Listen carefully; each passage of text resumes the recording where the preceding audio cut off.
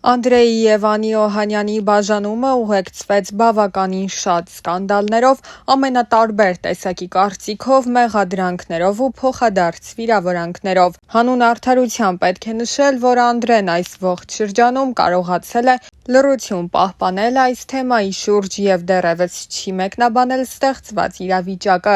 Փոխարենը նրա նախկին կինը Անի Օհանյանը սկզբնական շրջանում բավականին հաճախ էր գրառումներով հանդես գալիս, որտեղ Անդրեին մեղադրում էր բռնության մեջ։ Բայց թե Անդրեն և թե Անին պարբերաբար շարունակում են իրենց դստեր մասնակցությամբ հրապարակումներ անել։ Եվ նրանց այս հրապարակումները համացանցի մի շարք օգտատերերի մոտ տպավորություն էին ստեղծել, թե զույգը կարողացել է անցյալում թողնել վեճերն ու դժգոհությունները և կրկին միացել է։ Գոնե հանուն երեխայի։ Սակայն պետք է նշենք, որ Անդրեն և Անին այս պահին էլ ամուսնալուծված են։ Ավելին, Ամերիկայի Միացյալ Նահանգներում ընթանում էր նրանց դատական նիստը։ Երգիչ Անդրեի շուրջ ստեղծված իրավիճակը այս պահին համացանցի թիվ 1 քննարկման առարկան է դարձել, ու այս քննարկումների ֆոնին տարածվում է մի հարցազրույց, որը երգիչը տվել է դեռ տարիներ առաջ։ Այն ներկայացնում ենք ձեր ուշադրությանը։ Իմ փոխարեն շատ բաներ են որոշում, արդեն սովոր եմ այդ ամեն ինչին ու վաղուց կարելի է ասել արդեն 20 տարուց ավել։ Եթե այդպես եմ որոշել, որ ես ամուսնացել եմ ու այդպես են մտածում, թող այդպես լինի։ Ես որևէ մեկնաբանություն չեմ ուզում տալ այդ ամենի շուրջ, որովհետև կարծում եմ, այդ հարցերի պատասխանը տրվեց քեզ տերեմ տեսահոլովակում։ Բայց դրանից հետո էլ շարունակվեցին շնորհավորանքներ, երևի միշտ էլ հետաքրքիր է մարդու անձնականը, բայց ես կցանկանայի, որ իմ արվեստը ավելի շատ հետաքրքրեր մարդկանց։ Ուրախ եմ, որ իմ արվեստը իսկապես հետաքրքիր է այն հանդիսատեսին, որը 20 տարի շարունակ իմ կողքին է։ Նրանք, ովքեր ինձ այս տարիների ընթացքում հասցրել են ճանաչել, վստահ եմ գիտեն, որ ես երբևիցե իմ անձնական կյանքն ու հարաբերությունները չեմ սիրելի ցույց դնել հանրությանը։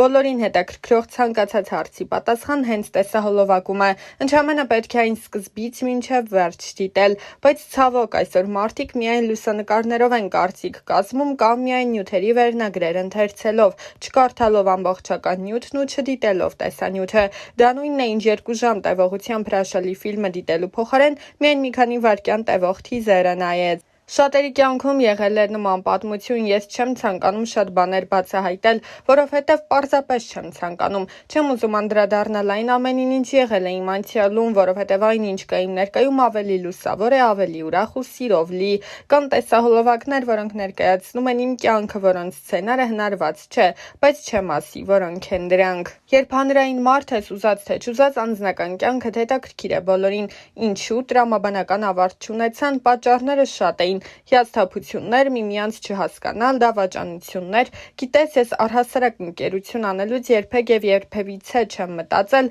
որ դա պարտադիր պետք է տրամաբանական շարունակություն ունենա վերածվի ամուսնության։ Ամուսնությունը շատ լուրջ որոշում է։ Կարծում եմ, դա ավելի շատ որոշում է, քան զգացմունք։ Երևի միշտ երկկողմանի պատրաստ չեն եղել այդ ամենին։ Այո, իմ սիրտն էլ են շատ կոտրել, բայց ավելի ճիշտ կլինի ասել այն ոչ թե կոտրված է եղել, այլ հիասթափված։ Եղել է շրջան, որ դադարել էի հավատալ անկեղծ սիրուն, թեև շատ գեղեցիկ երգեր էի երգում սիրո մասին, բայց ինքս չէի հավատում սիրուն։ Բայց իհարկե, եթե մի բան մեկ անգամ չի ստացվում, չի նշանակում, որ պետք է դադարել հավատալ։ Այսօր կարծես թե հատկապես անձնական կյանքում բոլորն ավելի էգոիստ են դարձել, ավելի շատ իրենք իրենց մասին են մտածում։ Ես կարծում եմ, եթե անձնական կյանքի մասին է խոսքը 1+1 հավասար է ոչ թե 2-ի, այլ 1+1 հավասար է 1-ի, որովհետև 2 հոգի պետք է 1 դառնան, մի ամբողջություն, ոչ թե ամեն մեկը փորձի իր սկզբունքները առաջ տանել։ Զիջումներն այսօր մոռացվել են։ Հիասթափություններ շատ են եղել, բայց երբևիցե չեմ չարացել։ Չեմ հիշում նման դեպք, որ ես իմ չստացված անձնական պատմության ավարտին տրագեդիա սարքեի մեկի համար։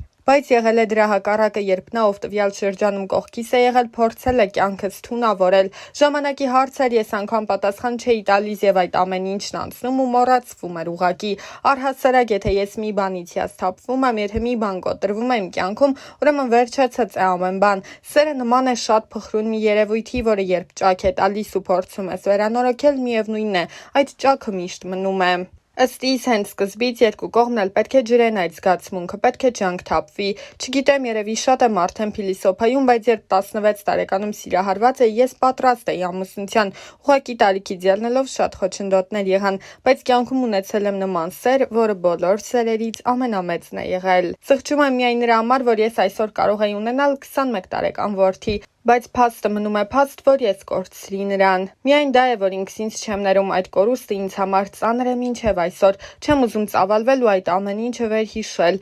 1998 թվականներ, ինձ ցավ է պատճառում այդ հիշողությունը, ինձ ցավ է պատճառում, որ նա այսօր չկա։ Ուղղակի չեմ ուզում շարունակել այս թեմայով խոսել, բայց այն միտքը, որ նա կարող էր լինել իմ կյանքում, բայց չկա, իհարկե սղճում եմ շատ։ Այն ժամանակ երկուսս էլ ունեինք մեր կյանքը, մեր նպատակները։ Չեմ ուզում ասել, որ ամեն ինչ փուչ էր, բայց ամեն դեպքում ես իմ ներսում այդ պակասը զգում եմ, նշել էր Անդրեն։ Հիշեցնենք, որ ավելի վաղ Անի Օհանյանը գրել էր. Իմ ճանապարհը լի էր վախերով ու պայքարով, ես սիրում էի այն մարդուն, ով հմայեց ինձ, բայց ջենթլմենի գեղեցիկ դիմակի հետևում սարսափելիներ թաքնված։ Սկզբում ամբողջ ժողովրդի աչքի առաջ ծնվեց հեքիաթը, դուք հավատացիք նրան այնպես, ինչպես ես։ Շուտով աշխարհը սկսեց փլուզվել։ Իմ ամեն օրը սկսվում էր տագնապով ու անհանգստությունով, այսօր նա չար կլինի, թե բարի, նորից կվիրավորի, կհարվածի, թե կրկին սպառնալու է, որ կզրկի երեխայից։ Ես կարծում էի, որ կարող եմ փրկել ընտանիքը և փոխել նրան դեպի լավը,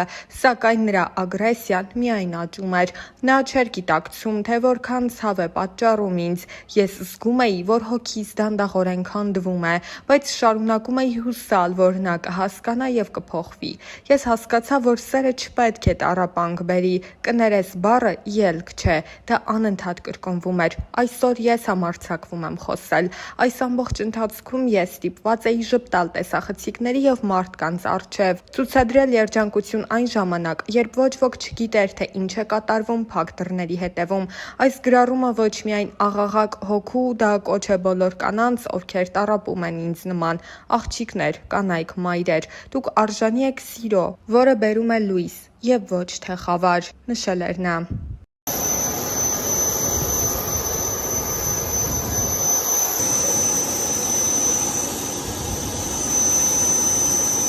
Once you close up this door, just stay back. I'm going to give you some information until then, please.